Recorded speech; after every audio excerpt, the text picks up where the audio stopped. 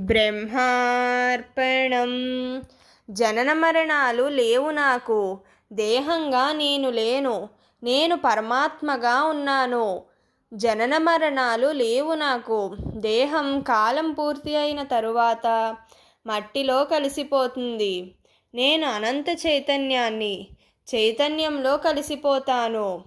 పాత్రని పోషించాలి ఎలా?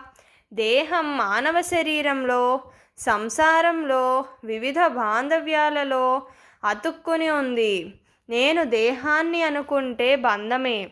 నేను ఆత్మను అన్న భావనతో ఆత్మలక్ష్యంగా బ్రహ్మంగా ఉంటూనే బ్రహ్మ చైతన్య శక్తితో ప్రతి పాత్రను బాహ్యంగా భావించి ఏ గుణం తగులుకోకుండా జ్ఞానయుక్తితో బ్రహ్మంగా డ్యూటీ చేస్తూ బ్రహ్మంగా మిగులు.